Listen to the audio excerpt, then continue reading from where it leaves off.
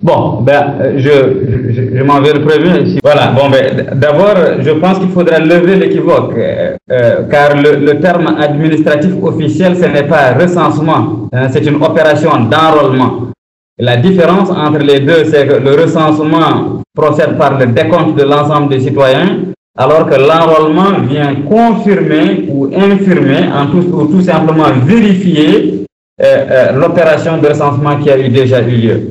Hein, alors, voilà, donc l'opération dont il s'agit en ce moment, c'est une opération d'enrôlement, donc qui doit se réaliser sur la base de l'ancien recensement que l'on appelle le recensement administratif national à vocation d'état civil. Il s'agit un peu de procéder par un toilettage du renvec de 1998.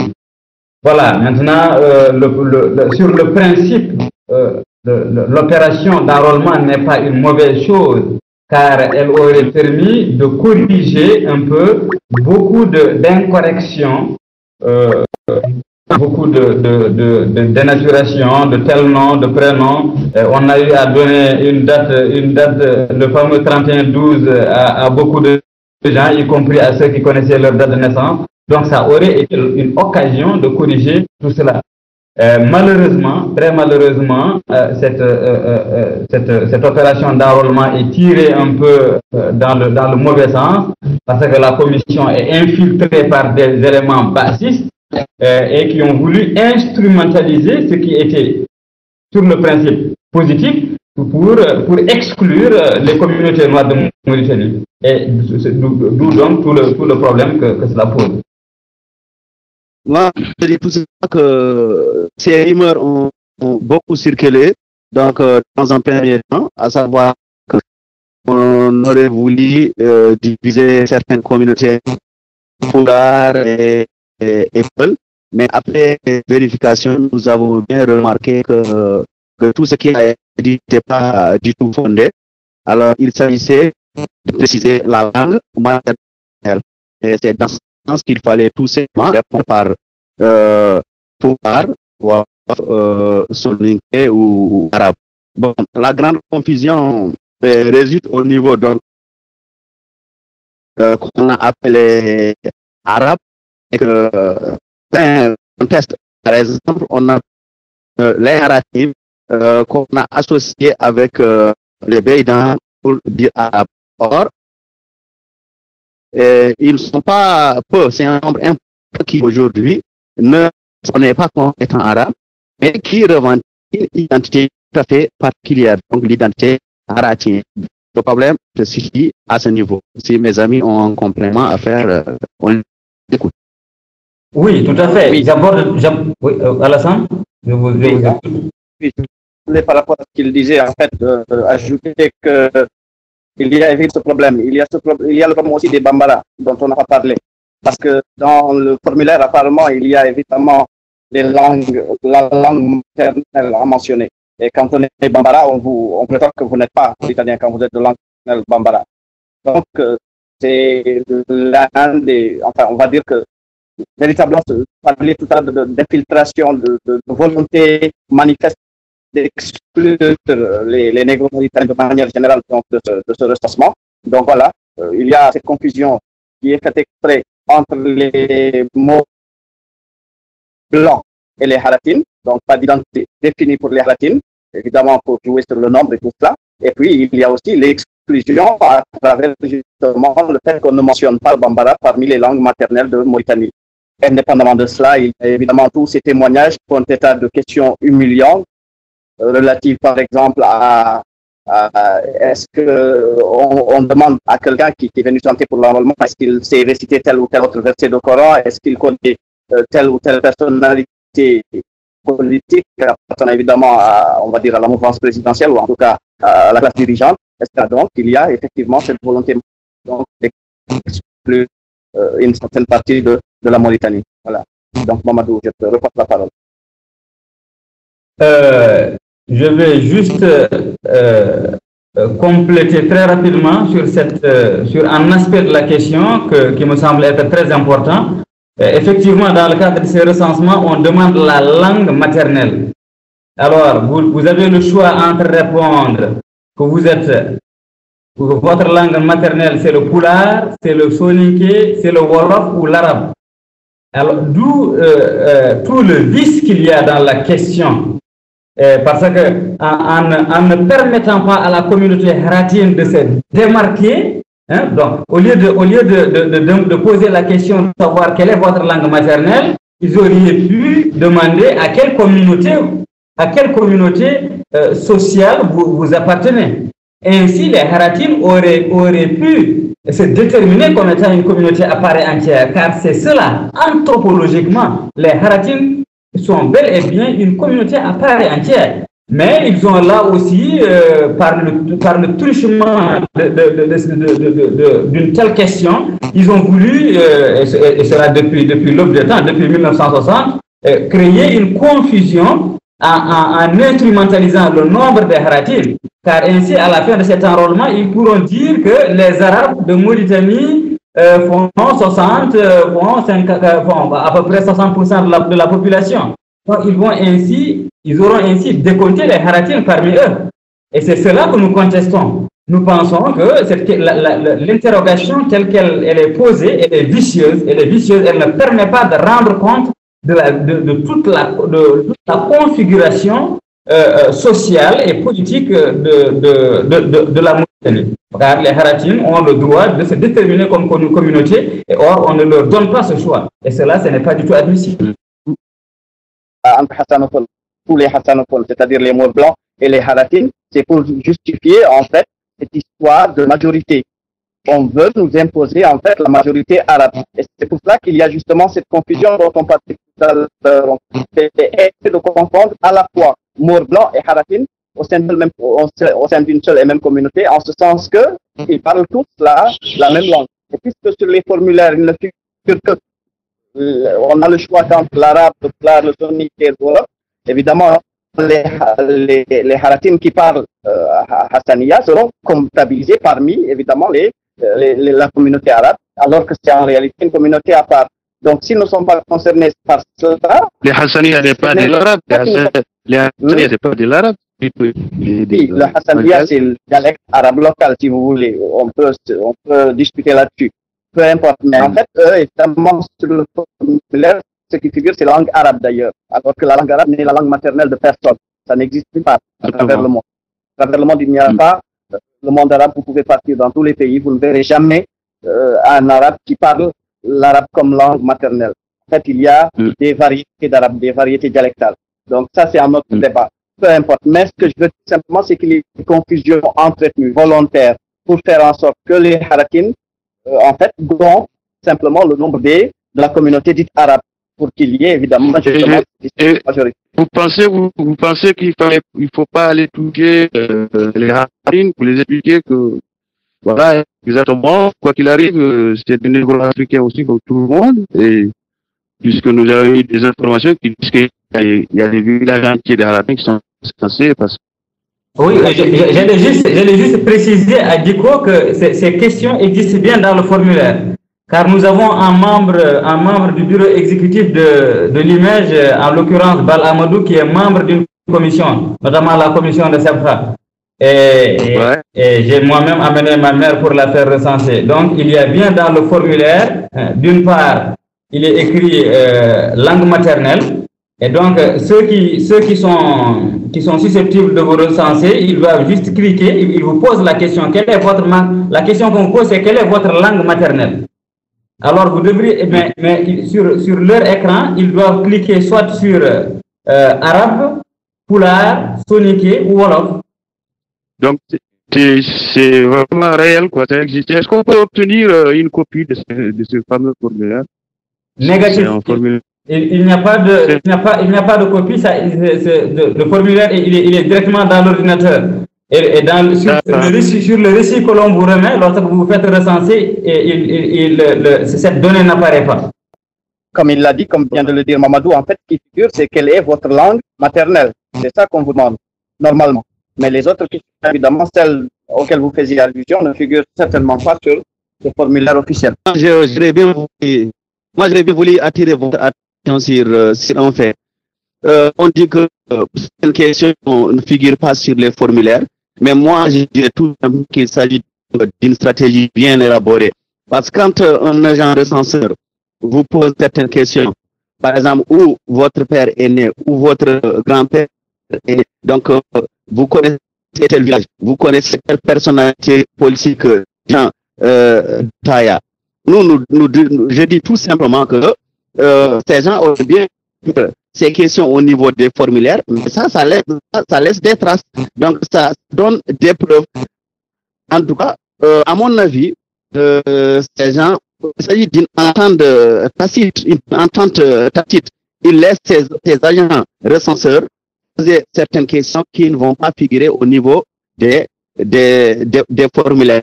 Quand le ministre de l'Intérieur a été interpellé, on lui a demandé si vraiment l'ordre venait de son ministère, l'ordre selon lequel on demande aux gens donc, quelle est votre origine, quelle est l'origine de votre père, quelle est l'origine de votre mère, avec tout ce qui est comme votre question humiliante, à savoir de savoir réciter ce verset coranique où vous avez votre enfance. Alors, il a dit qu'ils n'ont pas donné un ordre pareil. Mais là, on ne peut pas comprendre. Il s'agit d'une administration. Ce sont des gens censés être des responsables devant le peuple, devant tout le monde. Alors, s'il y a eu ces excès, alors c'est à l'État de prendre des dispositions. C'est l'État qui est chargé de recruter ces agents recensés qui sont en train d'outrepasser le prérogatif.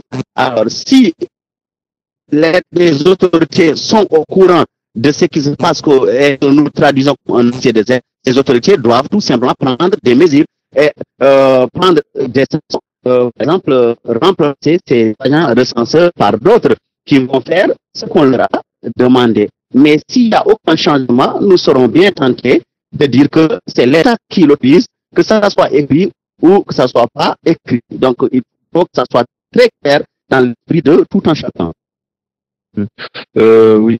Nous avons eu aussi des échos, c'est un recensement en fait qui vise à mettre au fichier électoral qui sera pratiquement utilisé par le parti au pouvoir et celui du général pour se faire lire. Et il y a même des informations peut-être vérifiées qui disent qu'ils tentent plutôt même de modifier la Constitution, c'est là qu'ils y tiennent à ces rassemblements afin d'enrôler tout le monde et venir à changer à modifier la Constitution.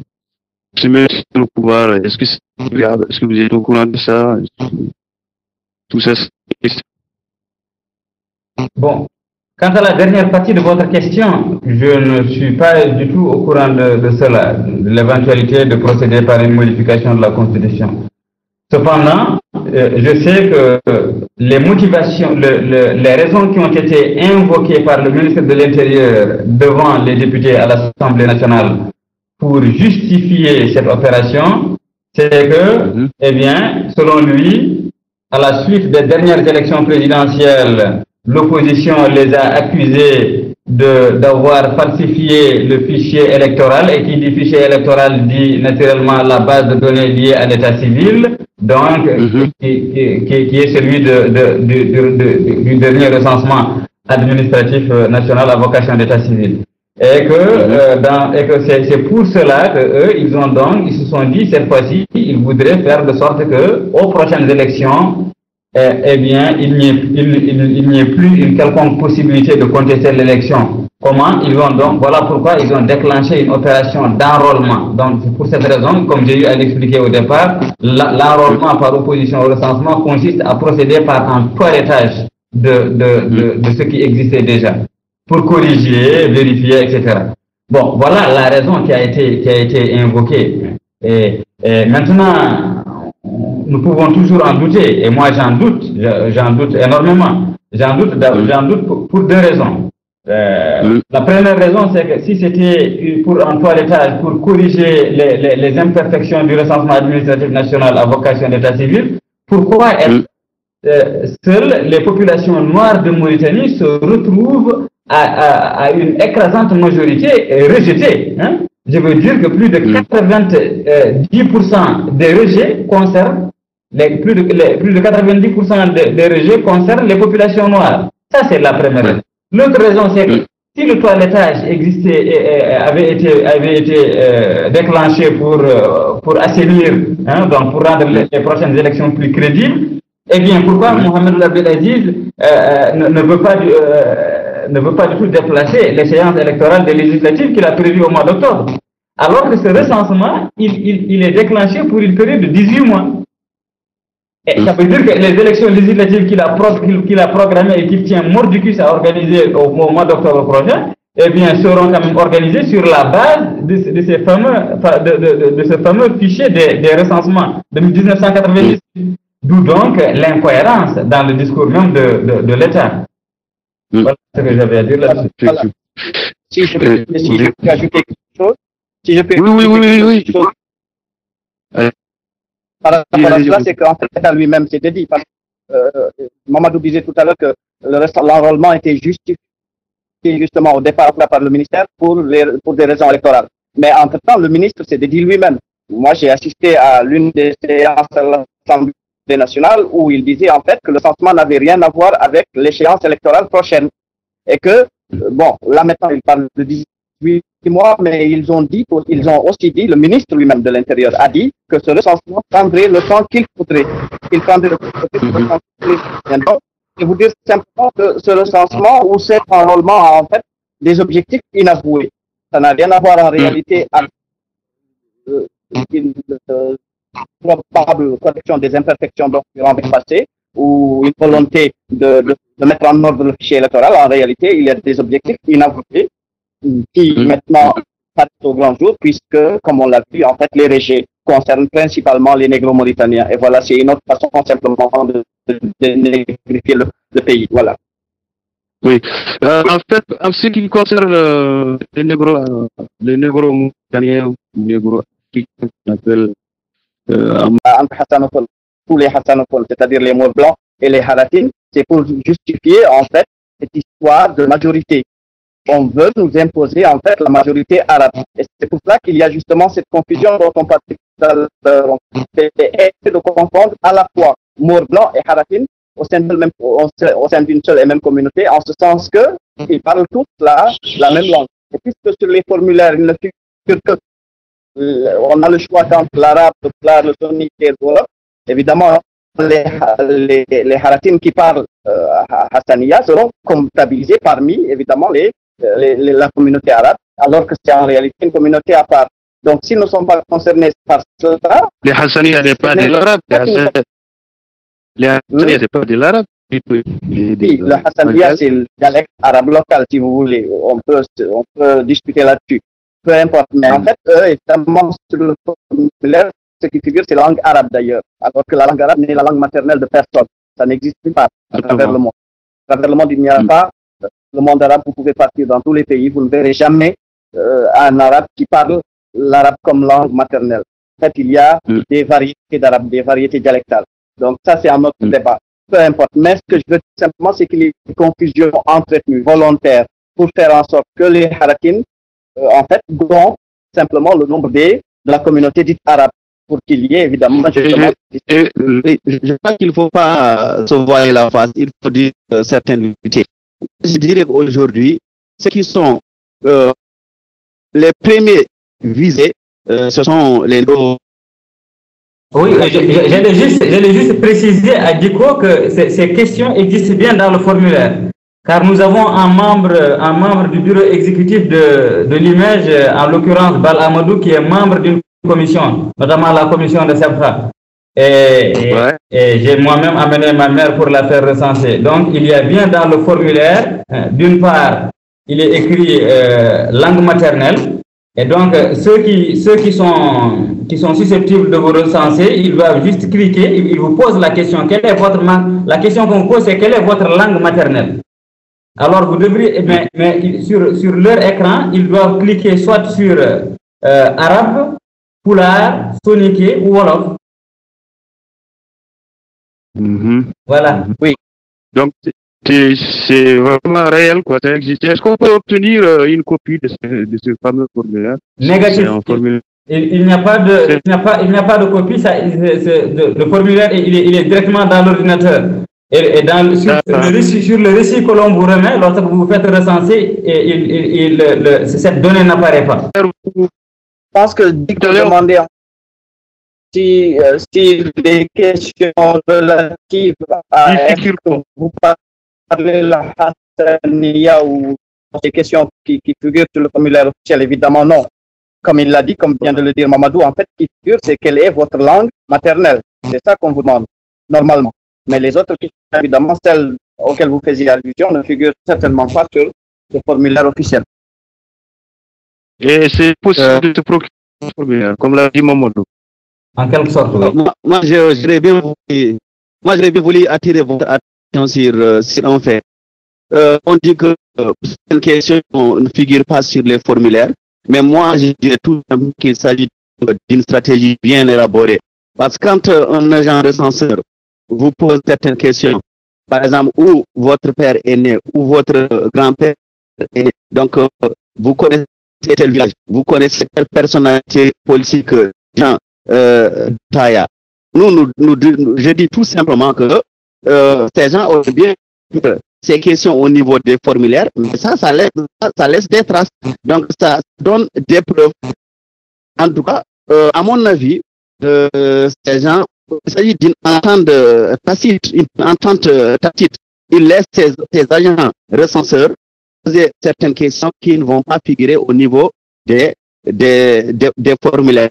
Quand le ministre de l'Intérieur a été interpellé, on lui a demandé si vraiment l'ordre venait de son ministère, l'ordre selon lequel on demande aux gens donc quelle est votre origine, quelle est l'origine de votre père, quelle est l'origine de votre mère, avec tout ce qui est comme votre question humiliante, à savoir de savoir réciter ce verset coranique où vous avez votre enfance. Alors il a dit qu'ils n'ont pas donné un ordre pareil. Mais là, on ne peut pas comprendre. Il s'agit d'une administration. Ce sont des gens censés être des responsables devant le peuple, devant tout le monde. Alors, s'il y a eu ces excès, alors c'est à l'État de prendre des dispositions. C'est l'État qui est chargé de recruter ces agents recensés qui sont en train d'outrepasser le prérogative.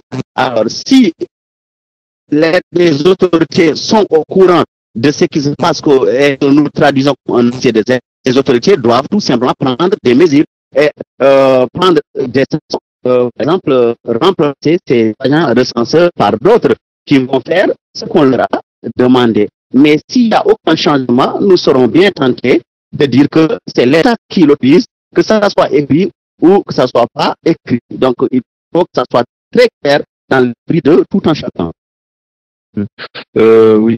Nous avons eu aussi des échos, c'est un recensement en fait qui vise à mettre un fichier électoral qui sera pratiquement utilisé par le parti au pouvoir et celui du général pour se faire lire. Et il y a même des informations d'être vérifiées qui disent qu'ils tentent plutôt même de modifier la Constitution. C'est là qu'ils y tiennent à ces rassemblements afin d'enrôler tout le monde et venir à modifier la Constitution.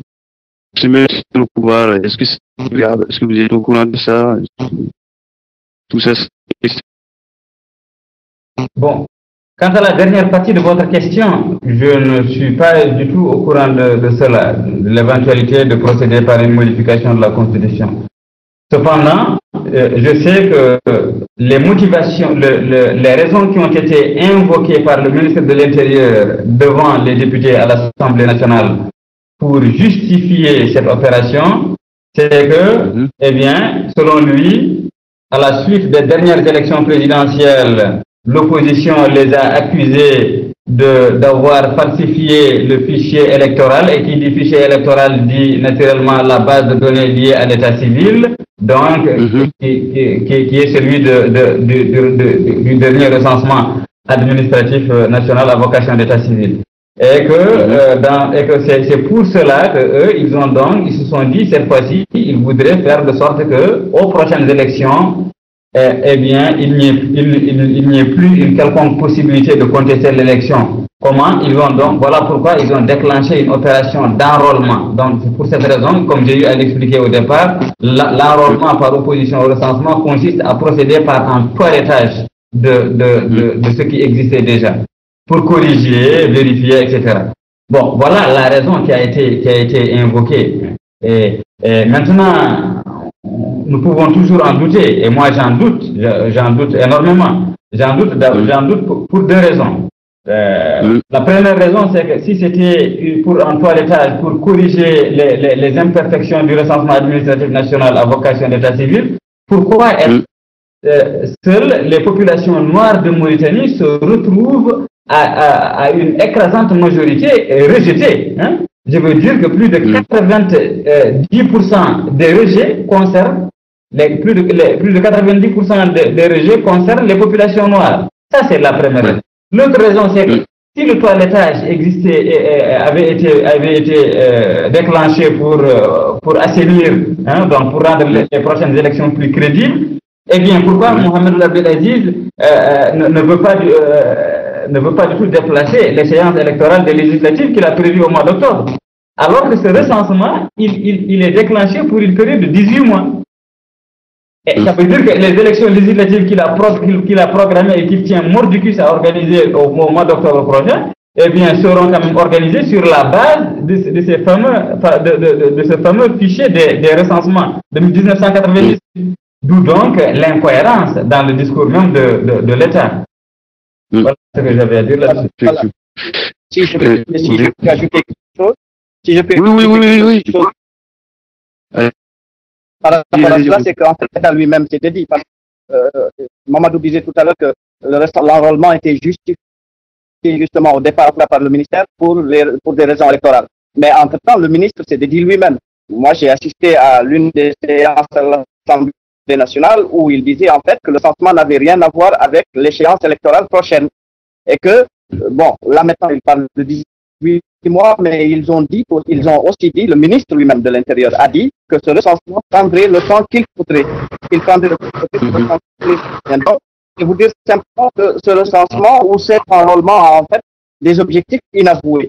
Ça n'a rien à voir en réalité avec une probable correction des imperfections dont nous avons passé ou une volonté de mettre en ordre le fichier électoral. En réalité, il y a des objectifs inavoués qui maintenant passent au grand jour, puisque, comme on l'a vu, en fait, les rejets concernent principalement les négro-mauritaniens. Et voilà, c'est une autre façon simplement de négrifier le pays. Voilà. Oui. En fait, en ce qui concerne les négro-mauritaniens, négro-africains. C'est cela. Je disais donc qu'à un moment donné, nous nous adressions, auprès desquels nous réclamions, et se disait que le chien aboie et la caravane passe, quoi. Et voilà, d'où donc la nécessité. Et une chose est certaine, c'est que le pouvoir, quel qu'il soit, n'aime pas la remise en question de l'ordre. Alors, il y aura beau se perpétuer des crimes les plus odieux, les choses les plus inadmissibles, les violations les plus flagrantes des droits humains, sans que l'ordre règne, le pouvoir ne s'inquiète pas. Et nous nous sommes dit, eh bien, très bien, nous allons passer donc à une deuxième phase, nous allons occuper le terrain, nous allons mettre en cause l'ordre, et en ce moment-là, on nous entendra. Et croyez-moi, on commence à nous entendre. Et voilà, donc j'ai l'habitude de dire à nos militants qu'entre la violence comme méthode de combat et l'immobilisme, il y a une alternative. Et cette alternative-là, à notre sens, c'est le harcèlement pacifique. Il faudra acculer les gens et leur faire comprendre que nous sommes prêts à disposer à aller jusqu'au bout. D'où donc le déclenchement, et j'ai dit que cet engagement est proportionnel au danger. Car lorsque l'on remet en cause votre nationalité, on remet en cause votre existence, purement et simplement. Et cela, nous pensons que nous devrions être prêts à tout pour amener les autorités à faire machine arrière. Donc oui, nous avons entamé une série de sittings au niveau de notre chef, mais comme nous l'avons écrit dans notre dernière déclaration, parce qu'il nous semble que les autorités en face se disent qu'il y aura bientôt l'usure, que nous allons nous fatiguer. Mais au lieu de cela, nous leur disons non seulement nous ne nous fatiguons pas, mais en plus nous élargissons le mouvement à l'intérieur du pays. Nous avons fait sur nos propres faits une mission à Bogué. Nous avons rencontré les Boguéens et croyez-moi, le jeudi prochain, les Boguéens vont bouger. Bon, cela dit, nous avons également envoyé un de nos éléments à Sélibabi, mais là, fort heureusement, selon le rapport que celui-là m'a fait hier au téléphone, au niveau de Sélibabi, ils n'ont pas encore pu retrouver un seul cas de rejet. Et donc, ce qui d'ailleurs m'a amené à affirmer que si les autorités ont une responsabilité morale par rapport à tout ce qui se passe, il n'en demeure pas moins que, quelque part, au niveau de telle ou telle autre commission, il y a des excès de zèle. Hein? Parce que je ne peux pas... En général, le Guy du Marat, c'est la région où on fait ce qu'on veut. Alors, lorsque l'on constate que c'est la région où il y a moins de rejets, c'est un pur hasard, c'est parce que j'imagine que la commission qui n'a pas fait d'excès de zèle, a voulu faire son travail le plus simplement possible. Et nous avons d'ailleurs remarqué cette disparité au niveau de Nouakchott, car ce ne sont pas tous les centres d'enrôlement qui rejettent systématiquement les négro-africains. Il y a des centres d'enrôlement qui font plus ou moins leur travail correctement. Et au niveau du centre de Sebra, d'ailleurs, le centre devant lequel nous avons eu à faire notre premier sit-in, il y avait beaucoup de rejets au début, mais comme notre élément, Amadou Bal, y était et s'est battu contre ses camarades de la commission, il n'y a pratiquement plus de rejets maintenant au niveau du centre de Sebra. Ça veut dire que nous commençons d'ailleurs à voir l'impact de nos sittings, de notre dénonciation par les sittings sur le déroulement des opérations d'enrôlement. Et je confirme, comme vient de le dire Abdul Biranwan, que les autorités ont bien perçu notre message et que l'information est remontée au plus haut niveau de l'État. Et nous ne serons pas du tout surpris lorsque dans les jours à venir, il y ait des mesures rectificatives très claires. Voilà ce que j'avais à dire là-dessus. Oui, je vais répondre tout de suite. Donc, stratégiquement, nous avons d'abord préféré évoluer par l'aide. C'est pour cette raison que nous avons organisé une série de sit-ins tous les jeudis à 10h devant les différents centres de recensement. Alors, pourquoi des sit-ins en premier lieu? Il s'agit déjà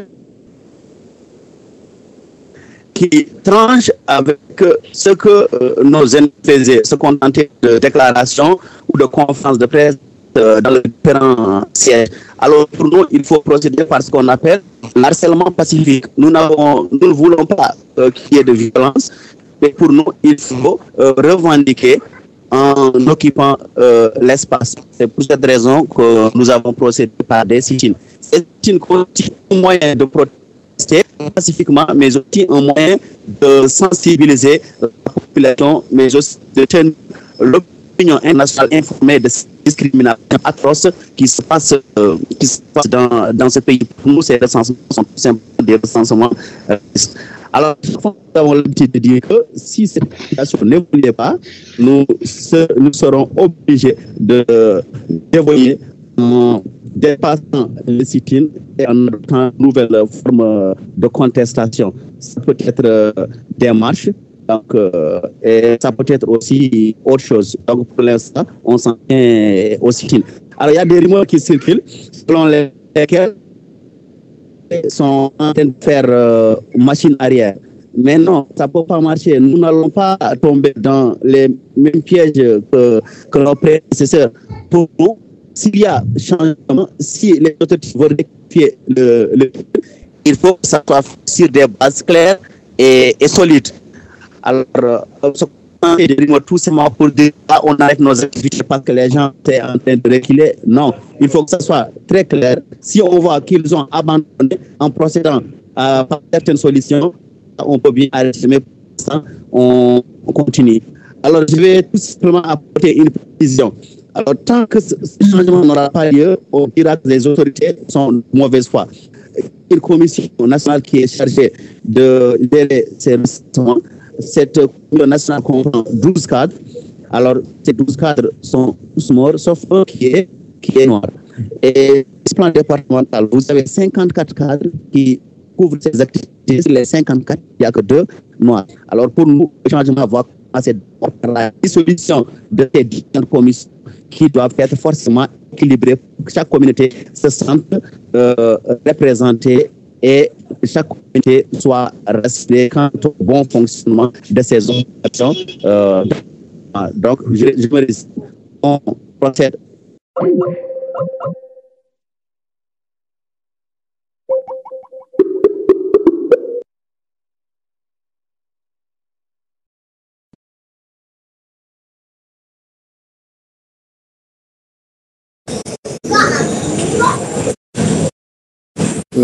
Je voulais juste remercier les initiateurs du mouvement Ne touche pas ma nationalité, parce que c'est grâce à eux que l'opinion a été alertée, malgré qu'il y a eu un communiqué du clerc qui est passé dans le mois de février, qui a alerté quand même, peut-être qu'un communiqué qui n'est pas passé tout de suite. D'ailleurs, je me souviens, c'est Juan qui m'avait envoyé ça, et c'était traduit en anglais, en arabe et en français.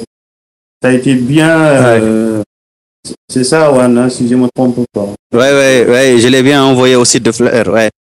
Voilà, donc pour dire que ces communiqués, malheureusement, il est passé inaperçu. C'est ce qui est regrettable, c'est ce qui... Les gens ont baissé les bras jusqu'à ce qu'on se retrouve les dos au mur, et maintenant on commence à réagir. Je pense que dans l'avenir, il faudra vraiment prendre les choses en main.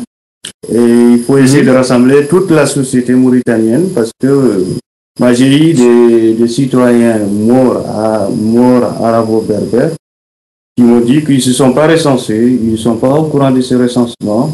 C'est des gens d'Atar, hein, d'ailleurs peut-être qu'on les interviewera tout à l'heure, et qui me disaient quand même qu'ils étaient surpris qu'on dise à leurs parents qu'ils ont intérêt à se recenser, puisque s'ils ne se recensent pas, leurs enfants ne seront plus mauritaniens. Voilà. Là, c'est des informations qu'on a eues et qui ont été confirmées. Cela veut dire que tout simplement, c'est que vous avez commencé à dénoncer, c'est exactement une vraie réalité. Peut-être que ça a été plus scandaleux à Nouakchott, mais dans les villages, je pense que, comme l'a dit Bamar Khalid aussi, à Sélibavi, c'est la région d'abus des pouvoirs et de tout ce qu'on sait. Les problèmes des populations qui sont en dehors de Nouakchott, c'est que non seulement ils ne sont pas instruits, elles ne sont pas instruites, mais le pire, c'est qu'elles n'ont aucune information sur ces renseignements. Moi, je m'en doute fort que cette exclusion, ça va au-delà même de tout ce qu'on peut imaginer de négro-africains, c'est-à-dire, y compris les haratines, hein, parce que moi, si je parle de négro-africains, c'est tout ce qui est noir, en général. Mais aussi, je pense que c'est plutôt un recensement qui vise à asseoir davantage l'électorat, le pouvoir du général Aziz pour se maintenir coûte que coûte au pouvoir. Donc, la mauritanité, je pense que c'est pas par un papier qu'on est mauritanien ou qu'on ne l'est pas. Moi, je suis, en ce moment, je suis la double nationalité, je suis français, mais à la fois mauritanien. Je suis plus attaché à mon pays natal qu'au pays, dans ces pays-là que je vis. Pourtant, je fais ma vie. Dans mes papiers, c'est bien marqué noir et blanc que je suis né en Mauritanie et les tout petits villages dans lesquels je suis né.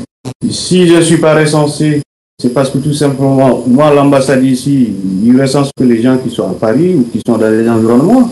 Et si je ne suis pas recensé, ce n'est pas ma faute. Et cela ne peut pas me priver d'être mauritanien. Et ce qui est sûr, c'est que vous faites vraiment un travail remarquable.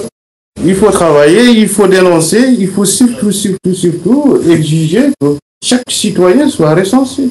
Qu'il soit noir, blanc ou jaune, il faut être recensé. Il faudra qu'on chasse le nombre de la population mauritanienne qui vit en Mauritanie ou sur Terre. Et s'il y a une personne qui n'est pas recensée, on doit demander des comptes pourquoi elle n'est pas recensée. C'est tout simplement insensé de dire à une personne d'aller réveiller son grand-père pour qu'on sache est-ce qu'il est mauritanien ou il n'est pas. C'est carrément une opération de sabotage. C'est vrai, à Nouakchott, les gens, ils ont dit toujours que la commission qui est à Nouakchott, elle est beaucoup plus pro-bassiste, je ne sais pas encore. Voilà, elle est plus zélée. Voilà, elle est plus zélée. C'est vraiment une commission qu'il faut combattre, qu'il faut Voilà. À l'intérieur, apparemment, ils ont compris les messages. C'est que si les gens ne sont pas recensés, c'est pas. Parce qu'à l'intérieur du pays, il faut se dire, c'est pas comme dans des grandes villes. À l'intérieur, soit vous recensez tous les villages, soit le chef de village vous dit niet. Voilà. C'est simple comme bonjour. Voilà. Moi, j'avais un peu complété. Dico. Oui. Effectivement, tu as parlé de cette note d'information qui date du mois de février, mais il y a une information encore que vous ne détenez pas. Vous savez que cette note d'information, comment on l'a diffusée à l'intérieur de Nouakchott? On a fait une photocopie. Nous avons distribué après la prière de vendredi, parce qu'à un moment donné, la plus grande partie de la presse nationale à Nouakchott avait peur de transmettre tout ce qui venait du front de lutte contre l'esclavage, le racisme et l'exclusion. Alors, on sentait que tout ce qu'on faisait était censuré. Les gens n'avaient aucune volonté de donc, on faisait des photocopies et on distribuait ces photocopies après la prière de vendredi. C'était devenu systématique. Donc, les gens n'ont pas réagi. Nous, on a anticipé. Mais par rapport à ça, les gens sont restés les bras croisés. Mais aujourd'hui, moi, je vous dis que je suis optimiste parce qu'on est en train de rectifier le tir. Je le dis par rapport à ce que nous avons remarqué comme évolution. Si tu savais comment le mouvement a été constitué, 2 ou 3 organisations qui se réunissent à partir donc de Facebook. Donc, tu vois les jeunes Mauritaniens venir au point de rencontre, au lieu de rendez-vous. Donc, c'est quelque chose d'extraordinaire.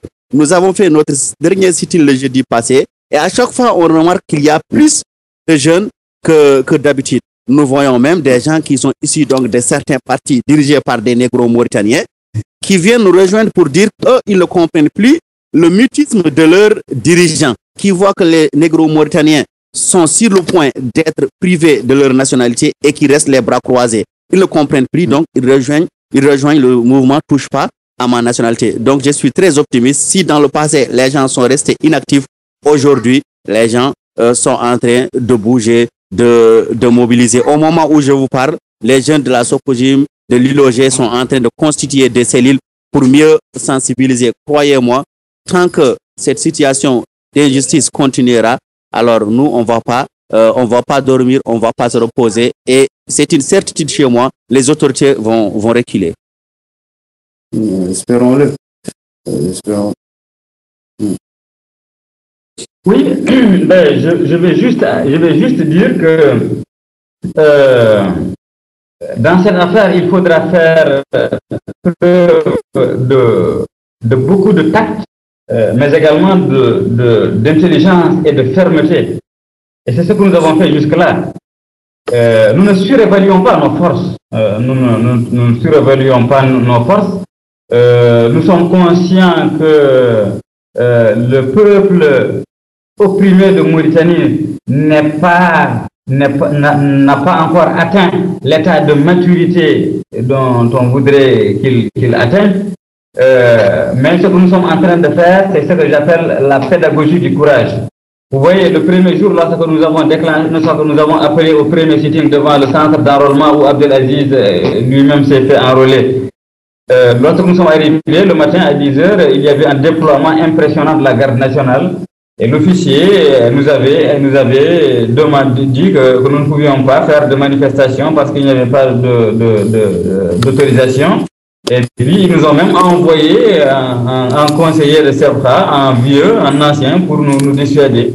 Nous lui avons fait comprendre que nous n'avons pas quitté nos maisons pour venir sur ce lieu, pour repartir comme cela, que cette manifestation, autorisation ou pas, nous la ferons.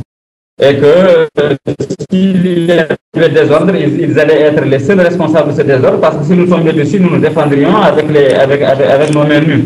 Mais lorsqu'il a compris que nous étions déterminés à le faire, il nous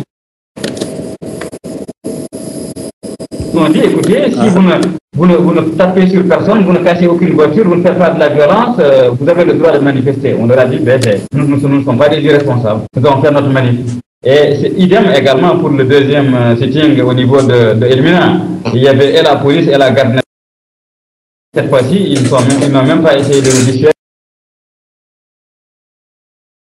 Et Et au dernier sit-in également, je me rappelle, vers la fin du sit-in au centre fédéral, un commissaire est venu même pour nous dire, écoutez, parce que lorsque les forces sont arrivées vers 11h, les jeunes se sont surchauffés. Donc il est venu pour nous dire vers la fin du sit-in, si vous nous voyez, nous ne venons pas pour réprimer, vous faites vos manifestations de manière responsable, nous sommes là pour assurer votre sécurité. Vous avez le droit de faire vos manifestations. Donc vous voyez que ça a évolué. Or, jusque-là, jusqu'à il y a cela encore quelques semaines seulement, les forces de police, les forces de l'ordre en Mauritanie étaient des forces répressives. Si vous vous rappelez, lorsque nos camarades du FLAIR étaient emprisonnés, à chaque fois que nous sommes sortis,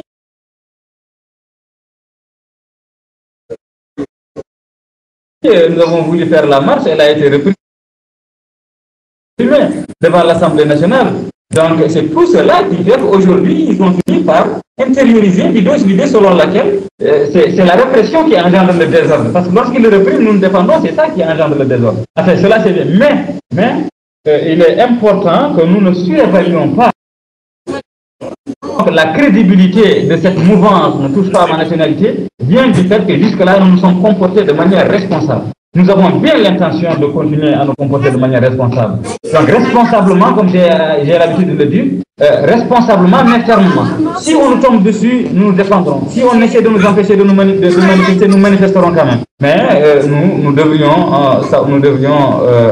avoir cette idée en tête. Et enfin, c'est parce qu'il n'y a pas eu une répression totale dès le départ que les jeunes viennent. Car au départ, au premier sit-in, les jeunes, quand ils arrivent, ils restaient loin.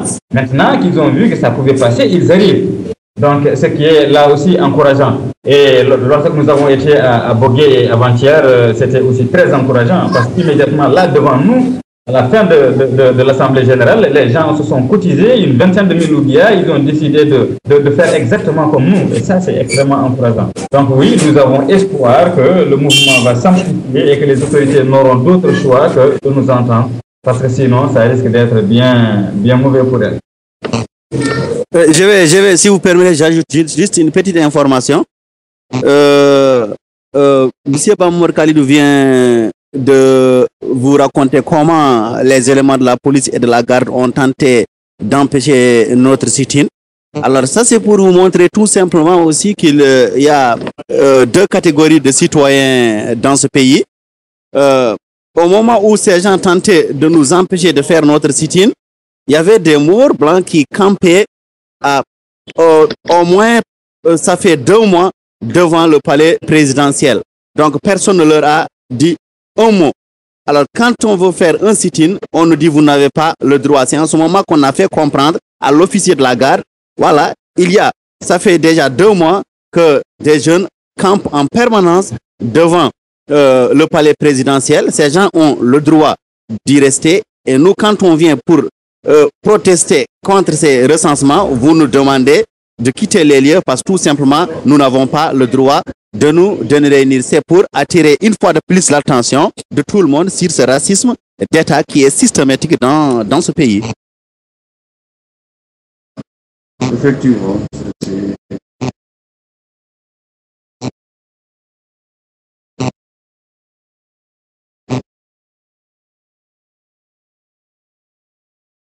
Ben, nous attendons de la diaspora qu'elle se mobilise, qu'elle nous complète. Hein. La diaspora doit jouer tout son rôle.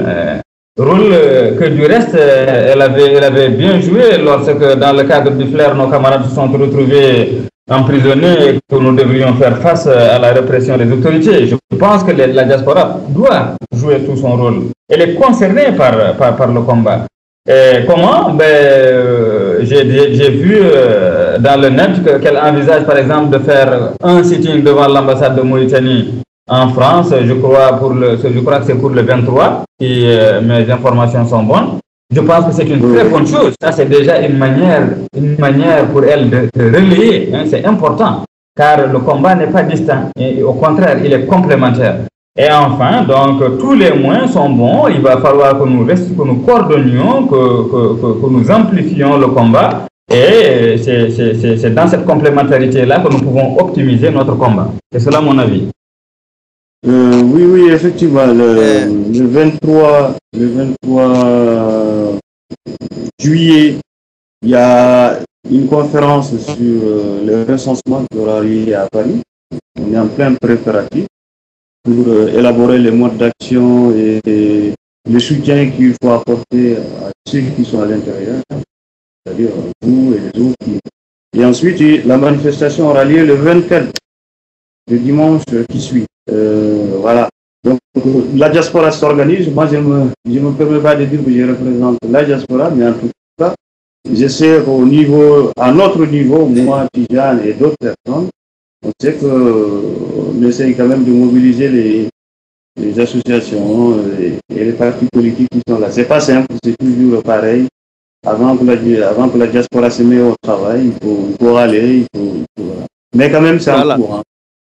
Mais, M. Diko, oui. J'aimerais bien attirer votre attention une fois de plus. Si jusqu'à présent nous tenons bon, cela est dû tout simplement au fait que nous soyons parvenus à dépasser certains clivages. Là où on a des éléments qui sont issus de différents partis politiques. Nous avons des éléments qui sont issus de différents mouvements. Mais nous avons décidé tout simplement de parler de touche pas à ma nationalité. Toute appartenance politique a été placée donc de côté. Et nous voulons vraiment que ce soit la même chose au niveau de la diaspora. Tant qu'il y aura des gens qui vont essayer à chaque fois de faire croire ou d'essayer de tirer donc le succès de leur côté, je crois bien qu'on est bien parti pour échouer. Donc, j'aimerais bien demander à nos aînés donc, de tout faire pour qu'on se complète. Ne perdez pas de vue le fait que certains sont là à l'intérieur du pays. Ils constituent donc le fer de lance de ce combat. Et à chaque fois que vous devez prendre des décisions, vous devez être sûr que ceux qui sont à l'intérieur ont bien été consulter. Donc ça c'est pour harmoniser tout ce que nous menons comme forme de lutte. Et j'aimerais enfin demander à tout le monde de parler d'une même voix. Nous, quand on a initié le mouvement, on l'a appelé touche pas à ma nationalité. Et dans la même journée ou 24 heures après, nous voyons une publication touche pas à ma mauritanité. Quelle est la différence? Nous, honnêtement, je pense que les gens auraient dû tout simplement se compléter. Si réellement tout le monde est animé par la même volonté, c'est-à-dire combattre l'injustice et surtout faire échouer ces opérations d'enrôlement qui sont tout à fait injustes. Une fois de plus, oublions tout ce que nous avons comme appartenance politique et parlons d'une même voie, donc qui va nous mener vers l'échec de ce complot cynique contre les populations noires mauritaniennes. J'espère que... Voilà, cela dit, je pense qu'il faudra quand même relativiser cette divergence, car à mon humble avis, touche pas à ma mauritanité, touche pas à ma nationalité. La nationalité dont il s'agit, c'est la nationalité mauritanienne. Donc, touche pas à ma nationalité, je suis noir et mauritanien, ou touche pas à ma mauritanité, je suis noir et mauritanien. Franchement, je pense qu'il n'y a aucune différence là-dessus. C'est une question d'appellation et l'objectif est le même. Cela dit, je souscris au fait que oui, il faudra harmoniser, mais bon, lorsque les esprits sont différents, les cursus différents, il faudra aussi être tolérant dans la perception et dans la perception individuelle de telle ou telle autre chose. L'important est que l'objectif reste le même. C'est cela qui est important à mon sens. Voilà.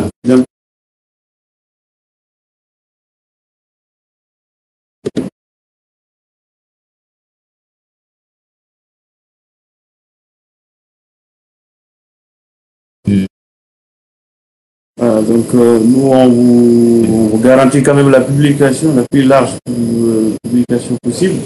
Et puis, bon, il ne faut pas baisser les bras. Surtout, je pense que quand on est dans une bataille comme ça, il faut éviter de regarder certaines choses. Il faut foncer droit pour l'essentiel. J'espère que tout simplement qu'on arrivera à stopper sur la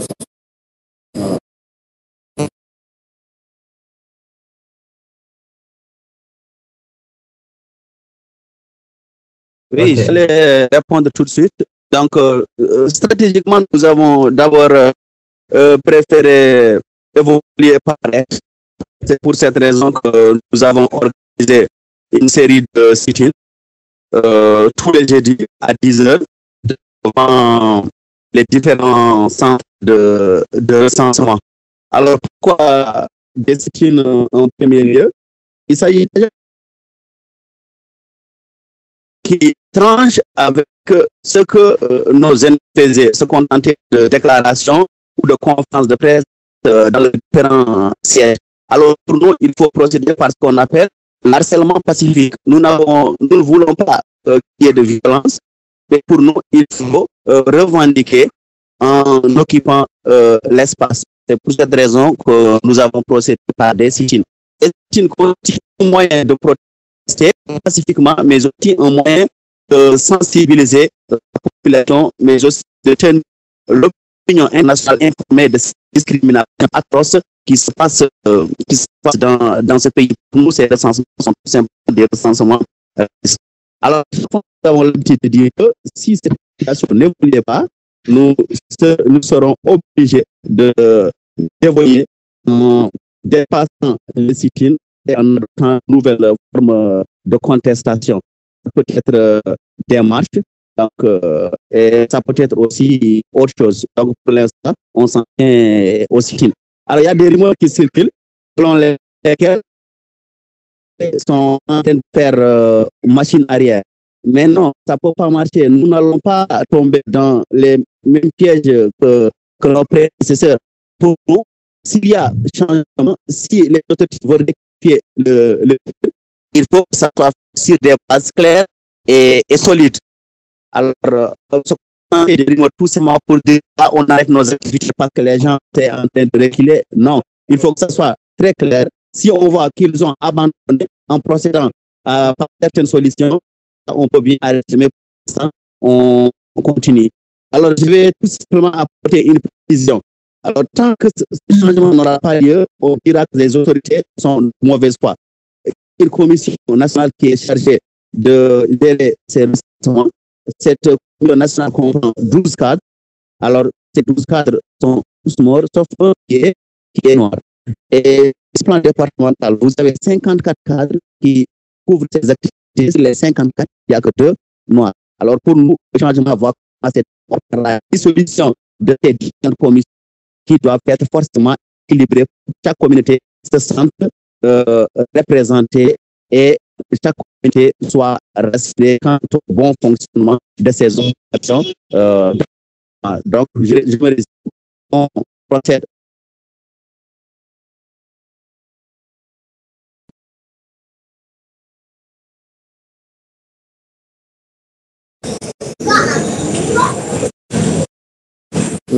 Je voulais juste remercier les initiateurs du mouvement Ne touche pas ma nationalité, parce que c'est grâce à eux que l'opinion a été alertée, malgré qu'il y a eu un communiqué du CLER qui est passé dans le mois de février, qui a alerté quand même, peut-être qu'un communiqué qui n'est pas passé tout de suite. D'ailleurs, je me souviens, c'est Juan qui m'avait envoyé ça, et c'était traduit en anglais, en arabe et en français. Ça a été bien... c'est ça, Juan, hein, si je ne me trompe pas. Oui, je l'ai bien envoyé au site de Fleur, ouais. Voilà, donc pour dire que ces communiqués, malheureusement, il est passé inaperçu. C'est ce qui est regrettable, c'est ce qui... Les gens ont baissé les bras jusqu'à ce qu'on se retrouve les dos au mur, et maintenant on commence à réagir. Je pense que dans l'avenir, il faudra vraiment prendre les choses en main. Et il faut essayer de rassembler toute la société mauritanienne, parce que moi j'ai eu des citoyens morts arabo-berbères qui m'ont dit qu'ils ne se sont pas recensés, ils ne sont pas au courant de ce recensement. C'est des gens d'Atar, hein, d'ailleurs peut-être qu'on les interviewera tout à l'heure, et qui me disaient quand même qu'ils étaient surpris qu'on dise à leurs parents qu'ils ont intérêt à se recenser, puisque s'ils ne se recensent pas, leurs enfants ne seront plus mauritaniens. Voilà. Là, c'est des informations qu'on a eues et qui ont été confirmées. Cela veut dire que tout simplement, ce que vous avez commencé à dénoncer, c'est exactement une vraie réalité. Peut-être que ça a été plus scandaleux à Nouakchott, mais dans les villages, je pense que, comme l'a dit Bamor Khalid aussi, à Sélibavi, c'est la région d'abus des pouvoirs et de tout ce qu'on sait. Le problème des populations qui sont en dehors de Nouakchott, c'est que non seulement ils ne sont pas instruits, elles ne sont pas instruites, mais le pire, c'est qu'elles n'ont aucune information sur ces renseignements. Moi, je m'en doute fort que cette exclusion, ça va au-delà même de tout ce qu'on peut imaginer de négro-africains, c'est-à-dire, y compris les haratines, hein, parce que moi, si je parle de négro-africains, c'est tout ce qui est noir, en général. Mais aussi, je pense que c'est plutôt un recensement qui vise à asseoir davantage l'électorat, le pouvoir du général Aziz pour se maintenir coûte que coûte au pouvoir. Donc, la mauritanité, je pense que c'est pas par appuyé qu'on est mauritanien ou qu'on ne l'est pas. Moi, je suis, en ce moment, je suis la double nationalité, je suis français, mais à la fois mauritanien. Je suis plus attaché à mon pays natal qu'au pays, dans le pays, dans ces pays-là que je vis. Pourtant, je fais ma vie. Dans mes papiers, c'est bien marqué noir et blanc que je suis né en Mauritanie et les tout petits villages dans lesquels je suis né. Si je ne suis pas recensé, c'est parce que tout simplement, moi, l'ambassade ici, il recense que les gens qui sont à Paris ou qui sont dans les environnements. Et si je ne suis pas recensé, ce n'est pas ma faute. Et cela ne peut pas me priver d'être un Mauritanien. Et ce qui est sûr, c'est que vous faites vraiment un travail remarquable. Il faut travailler, il faut dénoncer, il faut surtout exiger que chaque citoyen soit recensé. Qu'il soit noir, blanc ou jaune, il faut être recensé. Il faudra qu'on chasse le nombre de la population mauritanienne qui vit en Mauritanie ou sur Terre. Et s'il y a une personne qui n'est pas recensée, on doit demander des comptes pourquoi elle n'est pas recensée. C'est tout simplement insensé de dire à une personne d'aller réveiller son grand-père pour qu'on sache est-ce qu'il est mauritanien ou il n'est pas. C'est carrément une opération de sabotage.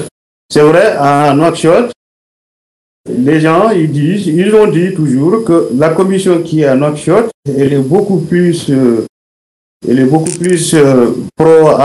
pro-bassiste, je ne sais pas encore. Voilà, elle est plus zélée.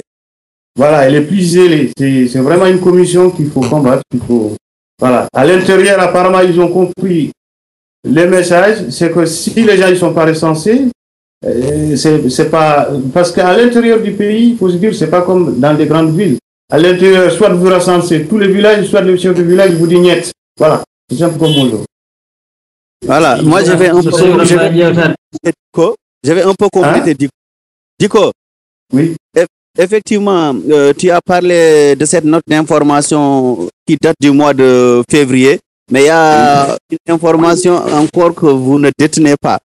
Vous savez que cette note d'information, comment on l'a diffusée à l'intérieur de Nouakchott? On a fait une photocopie. Nous avons distribué après la prière de vendredi, parce qu'à un moment donné, la plus grande partie de la presse nationale à Nouakchott avait peur de transmettre tout ce qui venait du front de lutte contre l'esclavage, le racisme et l'exclusion. Alors, on sentait que tout ce qu'on faisait était censuré. Les gens n'avaient aucune volonté de donc, on faisait des photocopies et on distribuait ces photocopies après la prière de vendredi. C'était devenu systématique. Donc, les gens n'ont pas réagi. Nous, on a anticipé. Mais par rapport à ça, les gens sont restés les bras croisés. Mais aujourd'hui, moi, je vous dis que je suis optimiste parce qu'on est en train de rectifier le tir. Je le dis par rapport à ce que nous avons remarqué comme évolution.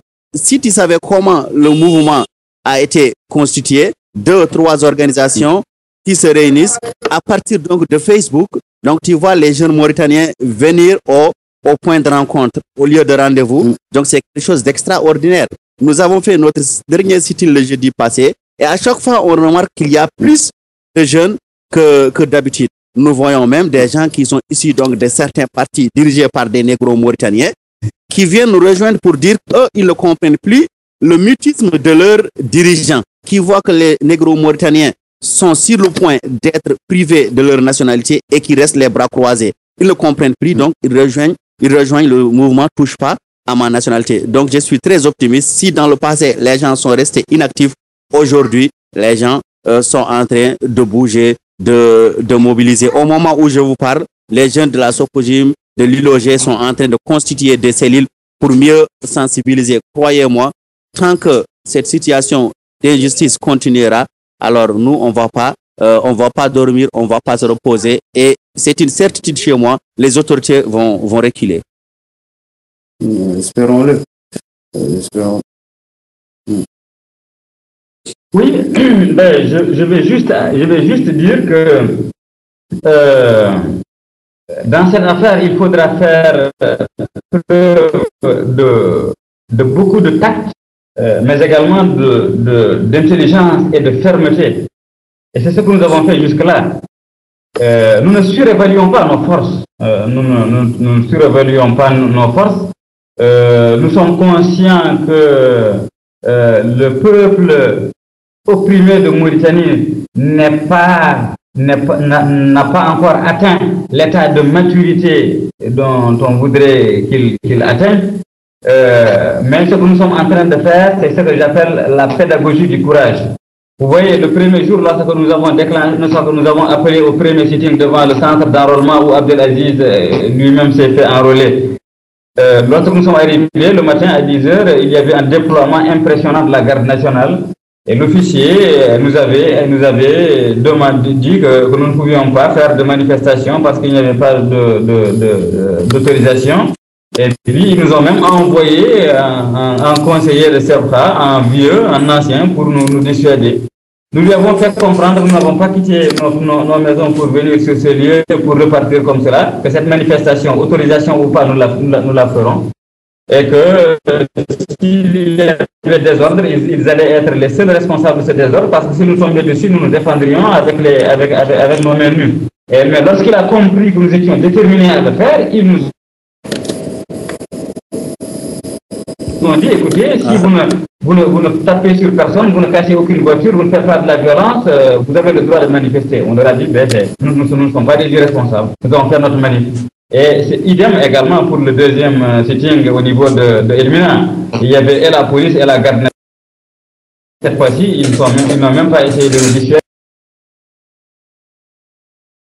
Et au dernier sitting également, je me rappelle, vers la fin du sitting au centre de Terralzena, un commissaire est venu même pour nous dire, écoutez, parce que lorsque les forces sont arrivées vers 11h, les jeunes se sont surchauffés. Donc il est venu pour nous dire vers la fin du sitting, si vous nous voyez, nous ne venons pas pour réprimer, vous faites vos manifestations de manière responsable, nous sommes là pour assurer votre sécurité. Vous avez le droit de faire vos manifestations. Donc vous voyez que ça a évolué. Or, jusque-là, il y a cela encore quelques semaines seulement, les forces de police, les forces de l'ordre en Mauritanie étaient des forces répressives. Si vous vous rappelez, lorsque nos camarades du FLAIR étaient emprisonnés, à chaque fois que nous sommes sortis,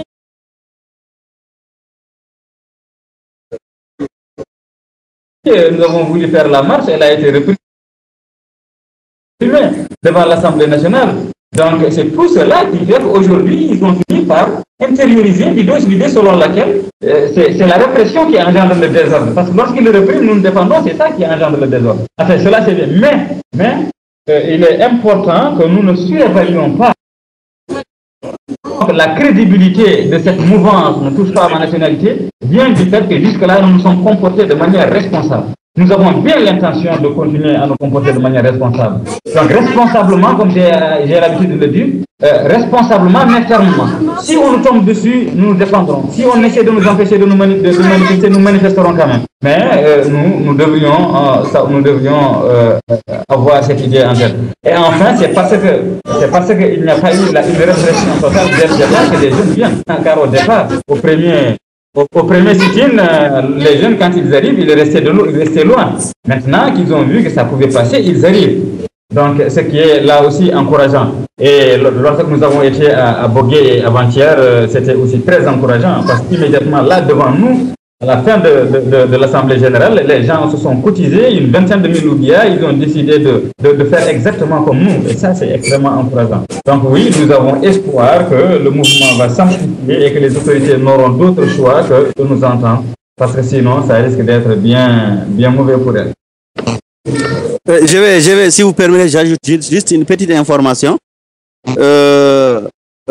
Monsieur Bamour Khalidou vient de vous raconter comment les éléments de la police et de la garde ont tenté d'empêcher notre sit-in. Alors ça, c'est pour vous montrer tout simplement aussi qu'il y a deux catégories de citoyens dans ce pays. Au moment où ces gens tentaient de nous empêcher de faire notre sit-in, il y avait des morts blancs qui campaient au moins, ça fait 2 mois, devant le palais présidentiel. Donc personne ne leur a dit un mot.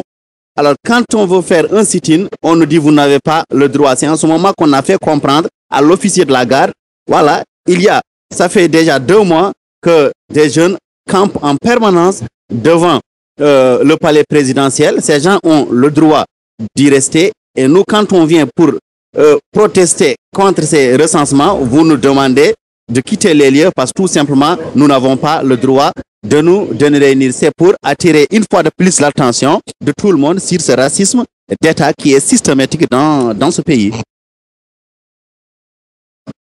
Effectivement.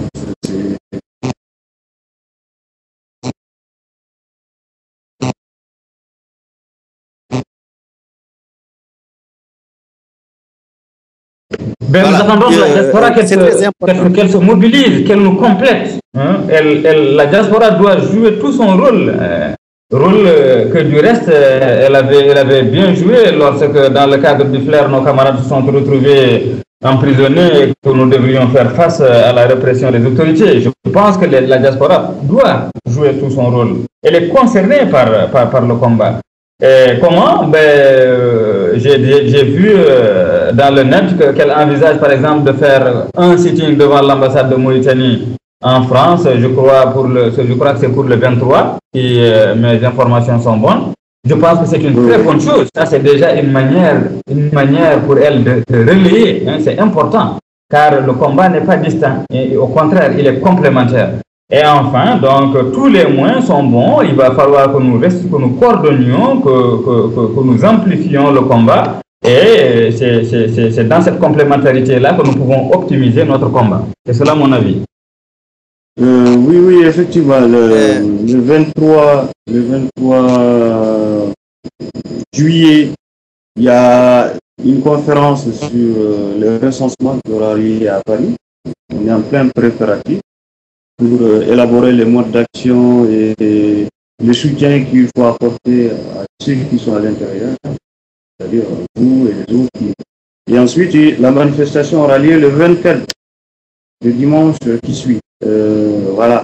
Donc, la diaspora s'organise. Moi, je me permets pas de dire que je représente la diaspora, mais en tout cas, j'essaie à notre niveau, moi, Tijane et d'autres personnes, on sait qu'on essaye quand même de mobiliser les associations et les partis politiques qui sont là. C'est pas simple, c'est toujours pareil.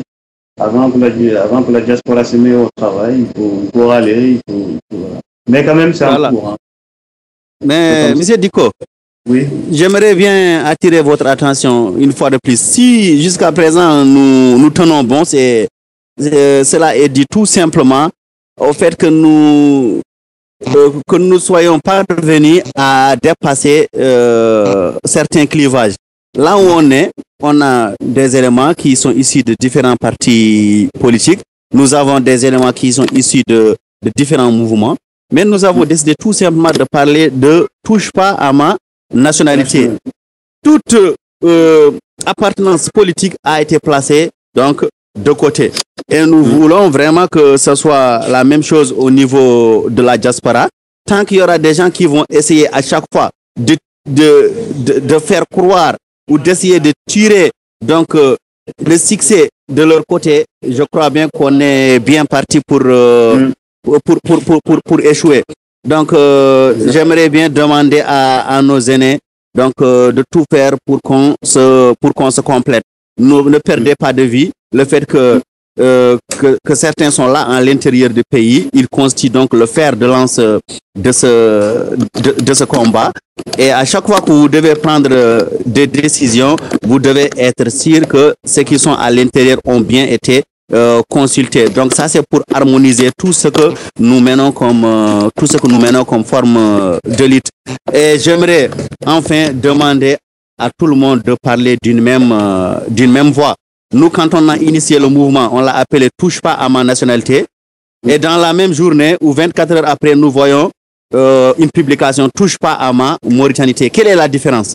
Nous, honnêtement, je pense que les gens auraient dû tout simplement se compléter. Si réellement tout le monde est animé par la même volonté, c'est-à-dire combattre l'injustice et surtout faire échouer ces opérations d'enrôlement qui sont tout à fait injustes. Une fois de plus, oublions tout ce que nous avons comme appartenance politique et parlons d'une même voie, donc qui va nous mener vers l'échec de ce complot cynique contre les populations noires mauritaniennes. J'espère que... Voilà, cela dit, je pense qu'il faudra quand même relativiser cette divergence, car à mon humble avis, touche pas à ma mauritanité, touche pas à ma nationalité. La nationalité dont il s'agit, c'est la nationalité mauritanienne. Donc, touche pas à ma nationalité, je suis noir et mauritanien, ou touche pas à ma mauritanité, je suis noir et mauritanien.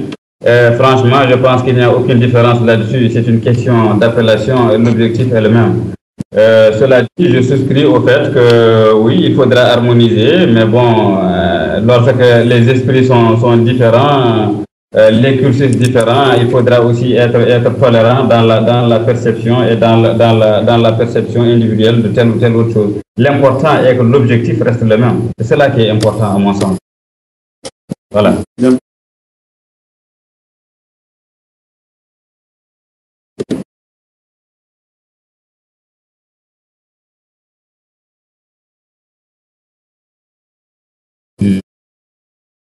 Donc nous, on vous garantit quand même la publication, la plus large publication possible. Et puis, bon, il ne faut pas baisser les bras. Surtout, je pense que quand on est dans une bataille comme ça, il faut éviter de regarder certaines choses. Il faut foncer droit pour récupérer l'essentiel. J'espère que tout simplement qu'on arrivera à stopper sur la sens. Voilà.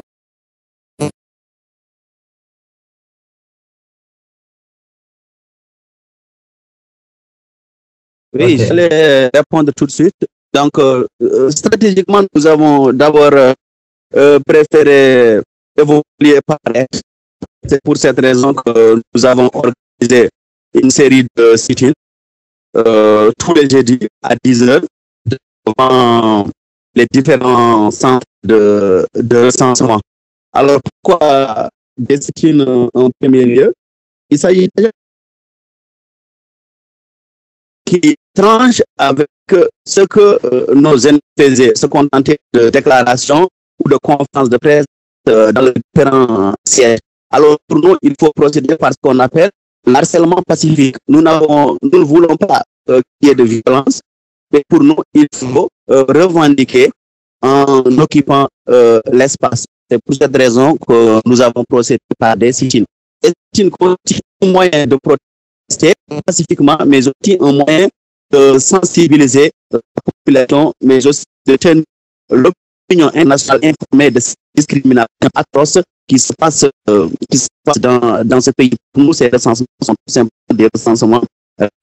Alors, nous avons l'habitude de dire que si cette situation n'évoluait pas, nous serons obligés d'évoluer en dépassant le sit-in et en adoptant une nouvelle forme de contestation. Peut-être des marches, donc, et ça peut être aussi autre chose. Donc, pour l'instant, on s'en tient au sit-in. Alors, il y a des rumeurs qui circulent selon lesquelles ils sont en train de faire machine arrière. Mais non, ça ne peut pas marcher. Nous n'allons pas tomber dans les mêmes pièges que nos prédécesseurs. Pour nous, s'il y a changement, si les autorités veulent rectifier il faut que ça soit sur des bases claires et solides. Alors, tout simplement pour dire on arrête nos activités parce que les gens sont en train de reculer. Non, il faut que ça soit très clair. Si on voit qu'ils ont abandonné en procédant par certaines solutions, on peut bien arrêter, mais pour l'instant, on continue. Alors, je vais tout simplement apporter une précision. Alors, tant que ce changement n'aura pas lieu, on dira que les autorités sont de mauvaise foi. Une commission nationale qui est chargée de gérer ces recensements, cette commission nationale comprend 12 cadres. Alors, ces 12 cadres sont tous morts, sauf un qui est noir. Et ce plan départemental, vous avez 54 cadres qui couvrent ces activités. Sur les 54, il n'y a que 2 noirs. Alors, pour nous, le changement va commencer par la dissolution de ces différentes commissions qui doivent être forcément équilibrées. Chaque communauté se sente représentée et chaque communauté soit respectée quant au bon fonctionnement de ces opérations. Donc, je me résume. On procède. Là, touche pas à ma nationalité. C'est quelque chose qui dépasse l'appartenance politique. C'est une question de survie pour toute la communauté négro-mauritanienne d'abord en particulier. Et donc, il va falloir que tout le monde se mobilise avec l'IRA par rapport aux fleurs, etc. Évidemment, ils sont les bienvenus. C'est ouvert à tout le monde. On ne se préoccupe pas de l'appartenance politique. L'objectif étant simplement que la citoyenneté de tous soit reconnue, donc au même titre. Donc, c'est de cela qu'il s'agit. Donc, tout le monde est bienvenu. Et il va falloir simplement que l'on se mobilise, que la détermination soit là. Il faut qu'on aille jusqu'au bout parce que il faut absolument qu'on vienne à bout de cet enrôlement. Ce n'est pas que nous veuillons l'arrêter ou autre chose, mais il faut qu'il soit complètement rectifié parce que sinon, il y va de notre survie dans ce pays. Voilà, c'est ce que je voulais dire. Là, touche pas à ma nationalité. C'est quelque chose qui dépasse l'appartenance politique. C'est une question de survie pour toute la communauté négro-mauritanienne d'abord en particulier. Et donc, il va falloir que tout le monde se mobilise avec l'IRA par rapport aux fleurs, etc. Évidemment, ils sont les bienvenus. C'est ouvert à tout le monde. On ne se préoccupe pas de l'appartenance politique. L'objectif étant simplement que la citoyenneté de tous soit reconnue, donc au même titre. Donc, c'est de cela qu'il s'agit. Donc, tout le monde est bienvenu. Et il va falloir simplement que l'on se mobilise, que la détermination soit là. Il faut qu'on aille jusqu'au bout parce que il faut absolument qu'on vienne à bout de cet enrôlement. Ce n'est pas que nous veuillons l'arrêter ou autre chose, mais il faut qu'il soit complètement rectifié parce que sinon, il y va de notre survie dans ce pays. Voilà, c'est ce que je voulais dire.